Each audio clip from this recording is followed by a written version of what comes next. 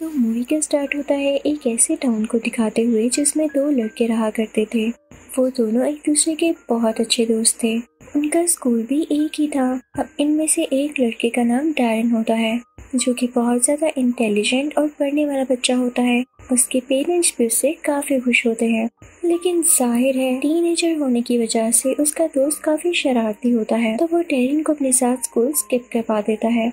और ये बात डैरन के पेरेंट्स को बिल्कुल अच्छी नहीं लगती, तो वो डैरन को भी अक्सर कहते रहते हैं कि हमें तुम्हारा दोस्त बिल्कुल पसंद नहीं है। अब डैरन के पेरेंट्स उसके पास जाते हैं और उससे कहते हैं कि आइंदा के बाद तुम अपने दोस्त जिसका नाम स्टीव है उसके पास कभी नहीं जाओगे, ना उसकी कंपनी में रहोगे, क्योंकि तुम खराब हो रहे हो, तुम्हारा पढ़ाई में भी कहीं दिल नहीं लगता। लेकिन ये बात डैरन को बिल्कुल अच्छी नहीं लगती। वो स्टीव से दोस्ती बिल्कुल भी नहीं तोड़ना चाहता था, इसलिए वो स्टीव के पास जाता है और उसे बताता है कि मेरे पेरेंट्स कह रहे हैं कि तुमसे दोस्ती नहीं रखनी, लेकिन तुम मेरे बहुत अच्छे दोस्त हो और मैं ऐसा नहीं चाहता, तो हम हमेशा दोस्त रहेंगे, ठीक है? तो स्टीव कहता है बैड आइडिया, और वो दोनों इस टॉपिक को लेके बहस शुरू कर देते हैं। तभी उनके पास से कोई गाड़ी गुजरती है जो कि उनकी तरफ एक पोस्टर फेंकती है, और वो पोस्टर होता है किसी सर्कस का जो कि आज रात होने वाली थी। ये दोनों इस पोस्टर को देखने लगते हैं जैसे यहाँ जाने के लिए ये लोग विलिंग हो। अब हमें स्कूल का सीन दिखाया जाता है। डैरन फिर से क्लास में ध्यान देने की बजाय इस पोस्टर को अपने बुक में रखकर देख रहा होता है कि तभी वहाँ पर टीचर आते हैं और वो ये पोस्टर छीन के देखने लगते हैं। वो सब बच्चों को वार्न करते हैं कि खबरदार कोई बच्चा इस सर्कस में गया तो तुम में से कोई भी यहाँ नहीं जाएगा। लेकिन डैरन तो बात मानने वाला था ही नहीं। वो रात होते ही अपने दोस्त स्टीव को लेके उस सर्कस में जाने के लिए निकल पड़ता है। ये लोग आज भी अपने पेरेंट्स से छुप कर गए थे। अब ये लोग उधर पहुंच जाते हैं और अपनी टिकट्स लेने लगते हैं, तो उनके हाथ पर कोई छोटा सा क्रिएचर काट लेता है। तभी वहाँ पर इन्हें एक आदमी मिलता है और वो इनसे बातें करने लगता है। फिर ये लोग अंदर आ जाते हैं जहाँ पर तरह तरह के क्रिएचर्स और कैरेक्टर्स देख रहे होते हैं। उधर एक बंदर के जैसे देखने वाला वुल्फ भी होता है, साथ ही साथ एक स्नेक मैन भी और एक ऐसी औरत जो कि अपने किसी भी बॉडी पार्ट को रीजनरेट कर सकती थी। सब अपने अपने कारनामे दिखाते हैं और इनके बाद एक लेडी आती है जो कि फ्यूचर देख सकती थी। वो सीधा डैरन की तरफ बढ़ती है और उसके फेस को टच करके उसका फ्यूचर देखने लगती है, लेकिन न जाने वो क्या फील करती है या उसे क्या नजर आता है। वो घबरा जाती है। उसके फेस पर बियर्ड आ जाती है, यानी उसके मुंह पर बाल आ जाते हैं, जिन्हें वो उतारती है और एक और आदमी के पास जाती है जिसका नाम लाटन होता है। वो काफी घबराई हुई होती है और उससे कहती है कि हमारा यहाँ रहना ठीक नहीं है, मुझे पता नहीं क्यों यहाँ से अच्छी वाइब्स नहीं आ रही। तो वो आदमी उसकी बातों पर ध्यान ना देता हुआ बाहर की तरफ चला जाता है। उसके पास एक स्पाइडर भी होता है जिसे वो स्टेज पर सबके सामने फ्लूट बजाकर कंट्रोल कर रहा होता है। स्टीव को उसे देख के लगता है कि शायद ये आदमी वैम्पायर है, पर तभी उस आदमी का स्पाइडर डैरन के ऊपर आ जाता है। डैरन को वो स्पाइडर बहुत अच्छा लगता है और पीछे पीछे लाटन भी आ जाता है और उन दोनों से कहता है कि तुम लोग गलत सोच रहे हो कि वैम्पायर्स आज भी होते हैं, यहाँ कोई वैम्पायर नहीं है। तभी वहाँ पर डैरन का वही टीचर आ जाता है। वो साथ पुलिस को भी लेकर आया था क्योंकि वो नहीं चाहता था कि ये शो यहाँ चले। अब डैरन और स्टीव वहाँ से भाग जाते हैं। डैरन भागते भागते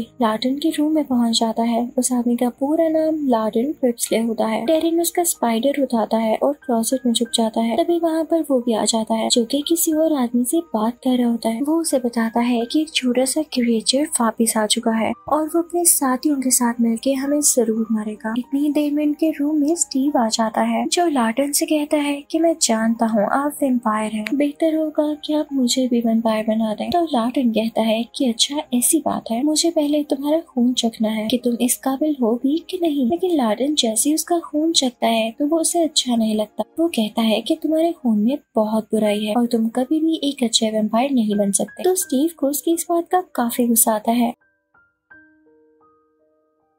और वो उससे कहता है कि मैं तुमसे बदला लूंगा। तो लाटन को ये बात बिल्कुल अच्छी नहीं लगती। उसके बाद लाटन अपना स्पाइडर देखने के लिए आगे बढ़ता है। तो डैरन को जब रियलाइज होता है कि उसकी जान खतरे में पड़ सकती है तो स्पाइडर को लेता हुआ बाहर आ जाता है। उसकी टक्कर एक गाड़ी से होती है और ये वही गाड़ी होती है जो कि मूवी की स्टार्टिंग में हमने देखी, जिसने सर्कस का पोस्टर फेंका था। डैरन उस गाड़ी के अंदर बैठ जाता है और उसमें जो आदमी होता है वो डैरन का एक बाल लेता है क्योंकि उसने कोई एक्सपेरिमेंट या रिसर्च करनी थी। उसके बाद वो लोग डेरिन को उतार देते हैं। अगले दिन डेरिन स्पाइडर को अपने साथ स्कूल ही ले आता है, लेकिन स्टीव भी उसे देख लेता है और उससे कहता है कि मुझे दिखाओ। डेरिन जब उसे स्पाइडर वाला केज पकड़ाता है तो वो उसके हाथ से गिर जाता है और स्पाइडर बाहर आ जाता है। स्पाइडर पूरे स्कूल में फिरने लगता है, जिसकी वजह से बच्चे काफी डर रहे होते हैं। डेरिन को भी डर होता है कि कहीं स्पाइडर इनके पाँव के नीचे ना आ जाए। वो उसे फ्लूट से कंट्रोल करने की कोशिश करता है, लेकिन उसकी फ्लूट पे गिर जाती है और पाँवों के नीचे आने लगती है। इतनी ही देर में वो स्पाइडर स्टीव के मुंह पर काट लेता है, जिससे स्टीव बेहोश होकर गिर जाता है। तो डेरिन फौरन से लार्टन के पास जाता है ताकि उसे कोई मेडिसिन लेकर आ सके या कोई ऐसा तरीका जिससे स्टीव होश में आ सके। अब डेरिन पहुंच जाता है लार्टन के पास। वो उसे सारा कुछ बताता है तो लार्टन को काफी गुस्सा आता है और कहता है कि तुमने गलत किया मेरा स्पाइडर चुराकर, लेकिन अब क्योंकि तुम मुश्किल में हो तो मैं तुम्हें मना नहीं कर सकता। तुम्हें अपने दोस्त की जान बचानी है ना, तो इसके लिए तुम्हें कुर्बानी देनी हो। तो डेरिन कहता है कैसी कुर्बानी? लार्टन कहता है कि तुम्हें मेरा असिस्टेंट बनना होगा, क्योंकि मैं एक वैम्पायर हूँ, इसलिए तुम्हें मेरा असिस्टेंट बनने के लिए मेरे साथ अपना खून एक्सचेंज करना होगा और इसके बाद तुम सिर्फ मेरे लिए काम करोगे। तुम्हारा दुनिया से कोई रिश्ता नहीं होगा। डेरिन सोच में पड़ जाता है, लेकिन उसे अपने दोस्त की जान तो बचानी ही थी। अब ये दोनों हाथ मिलाते हैं और इसके बाद डेरिन अब आधा वैम्पायर बन चुका होता है और अब वैम्पायर्स असिस्टेंट होता है। और जैसा कि डील यहाँ पर पूरी हुई तो अब बारी थी कि लार्टन वही करता जो उसने कहा। तो वो स्टीव को ठीक करने जाते हैं उसमें एंटीडोट इंसर्ट करके। उसके बाद लार्टन डेरिन से कहता है कि बस अब वो टाइम आ चुका जब तुम इस दुनिया और अपनी फैमिली को छोड़ दोगे। इसी के साथ वो डेरिन की गर्दन तोड़ता है और उसे नीचे धक्का दे देता है। क्योंकि वैम्पायर सांस नहीं लेते तो डेरिन के नीचे गिरकर बेहोश होने पर सबको यही लगता है कि वो मर चुका है और यही तो लार्टन चाहता था, ताकि सब लोग ये सोचते हुए उससे अपना कनेक्शन खत्म कर दें। अब डेरिन का फ्यूनरल होता है, लेकिन स्टीव वहाँ पर जब उसके हाथ देखता है तो उसे पता चल जाता है कि ये वैम्पायर्स असिस्टेंट है। फिर अब डेरिन को दफना दिया जाता है, लेकिन रात को लार्टन जाकर उसकी कब्र को खोदने लगता है और उसमें से डेरिन को बाहर निकाल लेता है। तभी उसे फील होता है जैसे वहाँ पर कोई है, तो वो डेरिन से कहता है फौरन से अपनी ग्रेव में वापस जाओ। वो डेरिन को खुद ही सी ग्रेव में धक्का दे देता है। तभी वहाँ पर वो आदमी आता है जो कि अटैकर्स का लीडर होता है, वही जो लार्टन को मारना चाहता था। वो उसे कहता है कि मुझे डेरिन चाहिए, लेकिन लार्टन उसे मना करते हुए डेरिन को अपने साथ लेकर तेजी से वहाँ से भाग जाता है। दूसरी तरफ हम स्टीव को देखते हैं जो कि काफी उदास होता है, क्योंकि डेरिन रियल लाइफ में तो मर चुका था। तो स्टीव को डेरिन के मरने के बाद बार बार उसकी बातें याद आ रही। तो वो सुसाइड करने वाला होता है, लेकिन तभी वहाँ पर वही बाल्ड आदमी आ जाता है। उसने अजीब सी ऐनक लगा रखी होती है। वो स्टीव से कहता है मेरे दोस्त डेरिन अभी भी जिंदा है और तुम्हें कोई जरूरत नहीं है उसे याद करने की, क्योंकि जो तुम चाहते थे उसने वो तुमसे छीना है। तुम चाहते थे ना कि तुम वैम्पायर में बदल जाओ, तो सुनो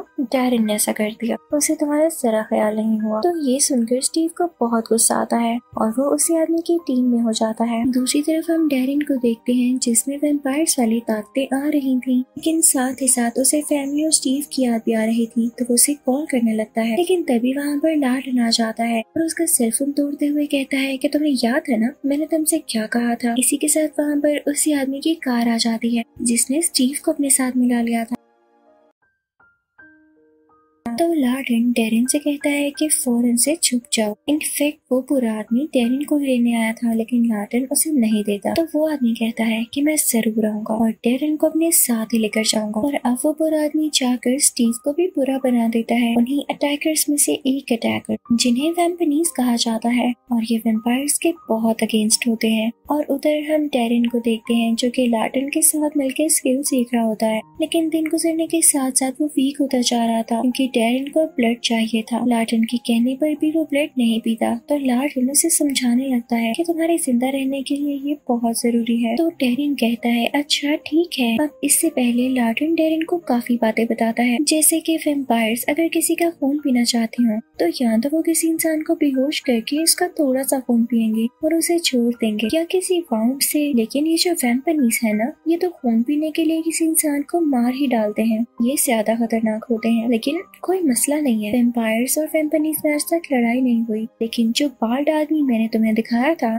जिसके साथ तुम गाड़ी में बैठे थे, वो बिल्कुल अच्छा नहीं है। वो वैम्पायर्स और वैम्पनीज में हमेशा लड़ाई करवाने के चक्कर में होता है ताकि कहीं से उसे फायदा हासिल हो। तो तुम कभी भी उसकी बातों में नहीं आना। इसी के साथ वो एक जगह पहुंच जाते हैं जहाँ पर लार्टन एक आदमी को बेहोश करता है और डेरिन से कहता है कि अब तुम खून पी सकते हो। यहाँ आकर भी डेरिन का ब्लड पीने का दिल नहीं चाह रहा होता, क्योंकि वो हाफ वैम्पायर हाफ ह्यूमन होता होता है। तो लार्टन उसे कहता है कि नहीं, जैसे खाना नहीं खाओगे और मर जाओगे ना, इसी तरह खून नहीं पियोगे तब भी मर जाओगे। और ये कह के वो चला जाता है। दूसरी तरफ हम देखते हैं कि वैम्पनीज बातों में आकर वैम्पायर को मारने के लिए उसी सर्कस पर अटैक करते हैं। अब वहाँ पर वैम्पनीज टेरिन को भी ढूंढने लगते हैं, लेकिन लार्टन ने उसे छुपा दिया होता है। अब जब वैम्पनीज को टेरिन नहीं मिलता तो उसकी बहुत अच्छी दोस्त को अपने साथ ले जाते हैं, जो कि असल में एक मंकी गर्ल होती है। अगले दिन टेरिन जब सर्कस में जाता है तो वहाँ पर एक लड़का उसे बताता है कि उन लोगों ने मुझे जख्मी कर दिया और वो तुम्हारी दोस्त को ले गई। टेरिन फौरन से अपनी दोस्त को बचाने के लिए जाता है और जब वो अपने घर पहुँचता है तो देखता है कि उसके घर वालों को भी उन्हीं वैम्पनीज ने किडनैप कर लिया है। वहाँ पर उसके लिए एक नोट भी होता है। वहाँ पर ये लिखा होता है सी यू एट थिएटर। ये वही जगह थी जहाँ पर स्टार्टिंग में हमने कुछ शोज देखे और टेरिन को वहाँ जाना ही पड़ता है क्योंकि उसे अपनी दोस्त को बचाना था। अब इस बात की खबर लार्टन को भी हो जाती है तो वो फौरन से टेरिन को बचाने के लिए निकल पड़ते हैं, लेकिन तब तक टेरिन वहाँ पर पहुँच चुका होता है। वहाँ पर वैम्पनीज का लीडर भी होता है और उसके साथ स्टीव भी होता है। वो टेरिन से कहते हैं कि हमारे पास तुम्हारी फैमिली भी है और तुम्हारी दोस्त भी, तुम किसको बचाना चाहोगे? तो टेरिन कहता है कि ये भी कोई पूछने वाला सवाल है। टेरिन स्टीव को गुस्से से पकड़ता है, लेकिन स्टीव उसे धक्का दे देता है और टेरिन दूर जाकर गिरता है क्योंकि उसने खून नहीं पिया होता और उसमें वैम्पायर्स जैसे इवन इंसानों जैसी भी कोई पावर नहीं होती क्योंकि वो भूखा और कमजोर होता है। जल्दी वहाँ पर लार्टन भी आ जाता है जो कि वैम्पनीज के लीडर से लड़ने लगता है। अब टेरिन की दोस्त खुद को आजाद करती है और टेरिन को लेके अपने साथ एक जगह पर आ जाती है। वो लड़की टेरिन से कहती है कि तुम चाहो तो मेरा खून पी सकते हो, लेकिन टेरिन उसे कहता है कि नहीं, मैं ऐसा नहीं कर सकता और ना ही करूंगा। तो वो लड़की उसे बताती है कि मैं जानती हूँ बहुत अच्छे इंसान हो और मेरा ये जानना काफी है, तुम खून पी सकते हो। इसी के साथ टेरिन उसका थोड़ा सा खून पीता है और उसमें काफी पावर आ जाती है। अब टेरिन उसी जगह पहुँचता है जहाँ पर स्टीव और वो लीडर लार्टन पर अटैक कर रहे होते हैं। उसे काफी कमजोर कर चुके होते हैं, लेकिन लार्टन भी एक चाकू उठाता है और वैम्पनीज के लीडर के पेट में दे मारता है। उसे काफी दर्द होती है और वो वहीं पर मारा जाता है। तभी वहाँ पर वो बाल्ड आदमी भी आ जाता है जो कि काफी खुश हो रहा होता है और स्टीव भी अब उस जगह खुश था। टेरिन को स्टीव पर बहुत गुस्सा आता है कि उसने इनको धोखा दिया बिना कोई बात जाने हुए, और अगर स्टीव बाकी बच गया तो ये भी उसी लीडर की तरह बुरा आदमी बन जाएगा। तो टेरिन उसे मारने के लिए आगे बढ़ता है, लेकिन वही बाल्ड आदमी स्टीव को अपने पास बुला लेता है। वो स्टीव से कहता है कि आज से तुम ही वैम्पनीज के नए लीडर हो। वो वैम्पनीज के पुराने लीडर को एक छोटे से क्रिएचर में बदल देता है और फिर वो स्टीव को अपने साथ लेके वहाँ से चला जाता है। दूसरी तरफ हम लार्टन को देखते हैं